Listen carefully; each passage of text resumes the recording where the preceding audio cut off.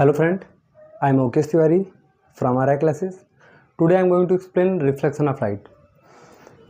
अब ये reflection of light होता क्या है? ऑलरेडी मैंने बताया कि कोई रेज ऑफ लाइट अगर किसी मिरर पे गिरता है तो गिरने के बाद जब वो रिफ्लेक्ट बैक होता है तो उसको रिफ्लेक्शन ऑफ लाइट कहते हैं। ठीक है, जैसे अगर अंधेरे में अगर हम कोई भी ऑब्जेक्ट को देखते हैं तो वो दिखता ही नहीं है। इसलिए नहीं दिखता है क्योंकि लाइट का रिफ्लेक्शन होता नहीं है। जैसे हम बल्ब को ऑन करते हैं तो जितने भी हमारे रूम के अंदर जितने भी हमारे ऑब्जेक्ट हैं सब दिखना स्टार्ट कर देते हैं। क्यों? क्योंकि लाइट का जो ये बल्ब है, बल्ब की जो लाइट है वो गिरने के बाद हमारे आई पे, उस पर गिरने के बाद हमारे आई पे आता है तो हम सभी चीज़ों को देख पाते हैं। उसको रिफ्लेक्शन ऑफ लाइट कहते हैं। ठीक, किसी भी चीज़ को। अब ये रिफ्लेक्शन ऑफ लाइट कुछ रूल ओबे करता है। अब वो रूल ओबे क्या करता है, किस रूल से चलता है वो, जैसे हमने बोल दिया रिफ्लेक्शन ऑफ लाइट है। तो कभी आप लोगों ने देखा होगा कि बचपन में आप लोगों ने देखा होगा कि अगर घर पे अगर कोई है तो आप मिरर में ना क्या ऐसे मिरर लेके उनके तरफ लाइट को करते होंगे, उनके फेस पे। तो आप देखते हैं कि जैसे आप मिरर लेते हैं और जैसे उनके तरफ करते हैं तो वो डायरेक्टली उनके फेस पे नहीं जाता है। तो आप एक पोजीशन सेट करते हैं। जैसे ऐसे हमने किया तो एक पोजीशन लेके हम सेट करते हैं कि अब गया, ये पैर पे आया, पेट पे आया, फिर मुंह पे आता है, फिर आई पे आता है। फिर उनको पता चल जाता है कि कोई जो सन की रेज हैं वो रिफ्लेक्ट होकर उनकी आई पे आती है। अच्छा, आप कर क्या रहे थे? आप वो रूल को फॉलो करवा रहे थे कि रेज ऑफ लाइट, सन की लाइट अगर मिरर पे आया तो मिरर पे गिरने के बाद वो जस्ट जा रहा है। अब जहाँ पे आप अब ये कैसे जा रहा है? कभी कभी देखते हैं कि जो हमारा लाइट है वो दूर जा रहा है तो आप सेट करते हैं, एक पोजीशन सेट करते हैं। तो जो हमारा ऑब्जेक्ट होता है, जो मिरर होता है, वो पोजीशन के अकॉर्डिंग हमारा इमेज देता है। ठीक, अलग अलग पोजीशन पे अलग अलग इमेज होता है। इसको तो हम बाद में पढ़ेंगे। पहले ये देखते हैं कि ये जो रूल ओबे करता है ये होता क्या है। फर्स्ट हमारा रूल होता है रिफ्लेक्शन ऑफ लाइट का, the angle of incidence is equal to the angle of reflection. ये जो एंगल ऑफ इंसिडेंस, ये पता है कि जो रेज ऑफ लाइट मिरर पर गिरता है उसको एंगल ऑफ इंसिडेंट कहते हैं, उसको इंसिडेंट रे कहते हैं। ठीक है, और जैसे वो गिरने के बाद वो रिफ्लेक्ट बैक होता है उसको रिफ्लेक्टेड रे कहते हैं। तो ये हमारा क्या है, इंसिडेंट रे है। ठीक, गिरने के बाद जो हमारा है वो उसको रिफ्लेक्टेड रे कहते हैं। ये हमारा प्लेन मिरर है, ये हमारा पॉइंट ऑफ इंसिडेंट जहाँ गिर रहा है, ये हमारा पॉली सरफेस है। पॉली सरफेस इसलिए होता है कि लाइट गिरने के बाद वो दूसरे डायरेक्शन में जा पाए, और दूसरे डायरेक्शन में अगर चला जाता है तो वो दूसरा हो जाता है, वो रिफ्लेक्शन नहीं हो पाता है। ठीक है, तो अब देखिए ये इंसिडेंट रे है, ये गिरने के बाद रिफ्लेक्ट बैक हो गया।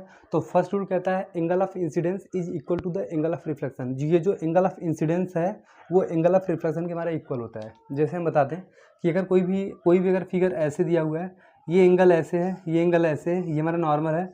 अगर ये हमारा एंगल 35 डिग्री है तो ये भी हमारा कितना होगा, 35 ही होगा। मतलब angle of incidence is equal to angle of reflection. ये फर्स्ट रूल है। ये हमारा नॉर्मल है, नॉर्मल को भी हम बताते हैं।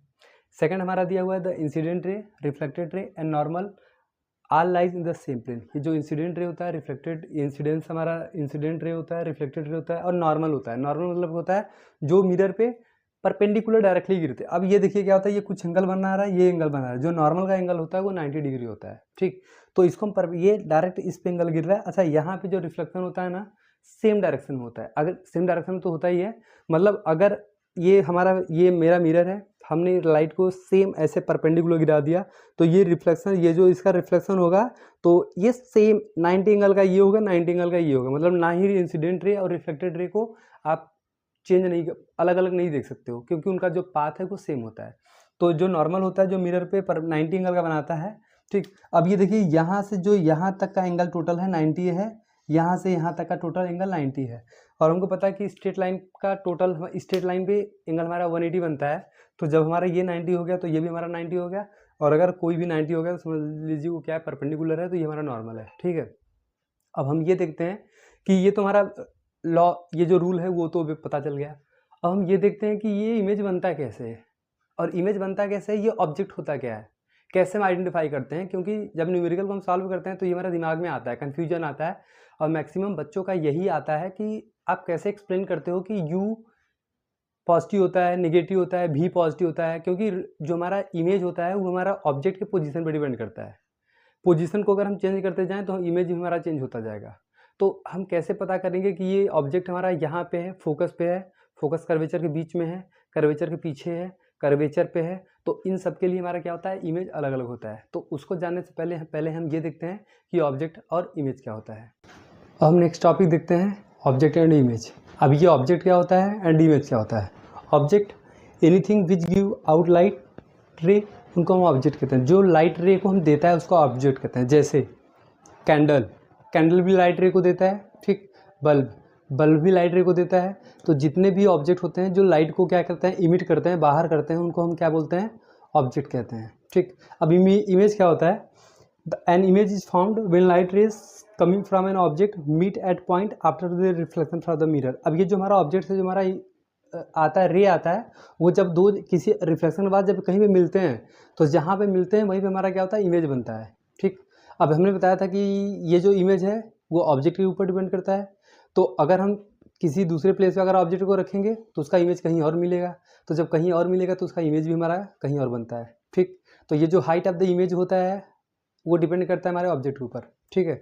अब ये जो हमारा इमेज होता है वो 2 टाइप्स का होता है। एक होता है रियल इमेज एंड सेकंड होता है वर्चुअल इमेज। अब real image and virtual image क्या होता है, ठीक। Images are 2 types, first real image and second virtual image. The image which can obtain on screen, जिस स्क्रीन को हम स्क्रीन पे ऑब्टेन कर पाते हैं उनको हम बोलते हैं क्या? Real image.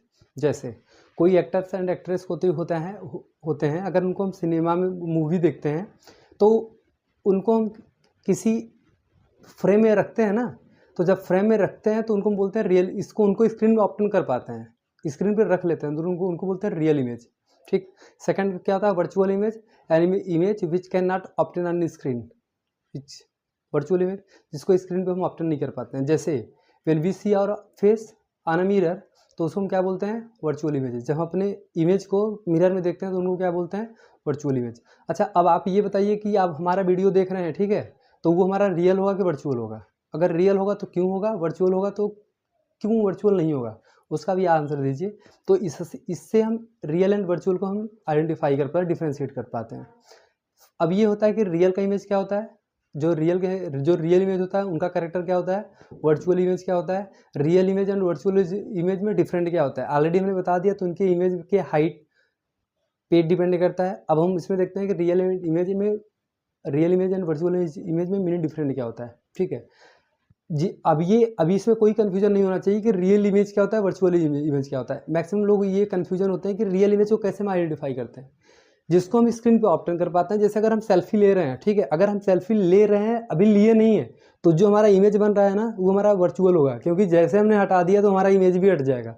लेकिन जैसे हमने क्लिक कर दिया तो हमारा क्या हो जाएगा, वो रियल हो जाएगा। क्योंकि अगर हम कल को अगर उस मोबाइल के पास नहीं रहेंगे तब पर भी जो हमारा इमेज है वो स्क्रीन पे आ गया है, ठीक है। अब आप ये बताइए कि आपके घर पे जो कोई भी पोस्टर लगा हुआ है, ठीक, तो रियल होगा कि वर्चुअल होगा, ठीक है। तो आप कुछ एग्जाम्पल हमको बताइए कि क्या क्या एग्जाम्पल रियल का होगा, क्या क्या एग्जाम्पल वर्चुअल का होगा। अब हम इस वीडियो में देखते हैं, नेक्स्ट टॉपिक देखते हैं कि what is the difference between real image and virtual image. इसमें हम देखते हैं कि what is the difference between real and virtual, ठीक है। It can be obtain on screen, already मैंने बताया था कि जो रियल इमेज होता है इसको स्क्रीन पे ऑप्टेन कर पाते हैं, और वर्चुअल को it can not be obtain on screen, इसको स्क्रीन पे ऑप्टेन नहीं कर पाते हैं, ठीक। जैसे अगर हम मिरर में अगर हम अपना फेस देखते हैं तो वो हमारा वर्चुअल होता है, क्योंकि हम उसको स्क्रीन पर नहीं ले रहे हैं, ठीक है। लेकिन जो हमारा फेस, जो हमारा फोटो फ्रेम होता है वो हमारा रियल होता है, क्योंकि ऑलरेडी अगर हम वहाँ पे नहीं भी प्रेजेंट रहेंगे तब पर भी हमारा क्या होता है, फोटो वहाँ पे रहेगा, ठीक, उसको रियल कहते हैं।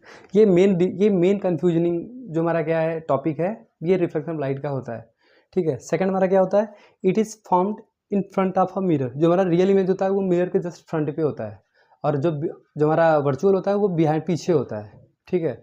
अच्छा, अब आप ये बताइए कि जब आप किसी भी अपने फेस को अगर मिरर में देखते हैं तो हमारा जो इमेज बनता है वो मिरर के जस्ट फ्रंट पे बनता है कि इमेज बिहाइंड बनता है?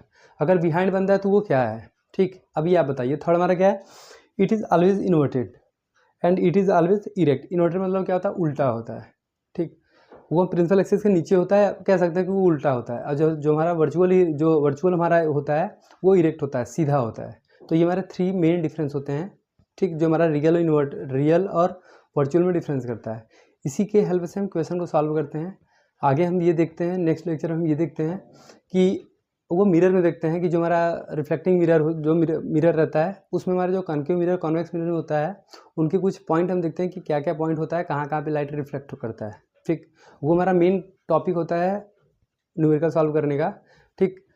ऐसा एक्सप्लेन करूँगा कि वो आपको कोई भी कन्फ्यूजन नहीं रहेगा कि क्या आपको कैसे आपका U positive, V positive, F positive, magnification क्या होता है, ठीक है, और मैग्नीफिकेशन के डिफरेंस -v/u, v/u, ये मेन h2/h1, ये सब जो मेन हमारा टॉपिक है वो एक्सप्लेन करते हैं और आप तुरंत उसको जो हमारा न्यूमेरिकल रहता है उसको सॉल्व कर पाते हैं। ठीक है।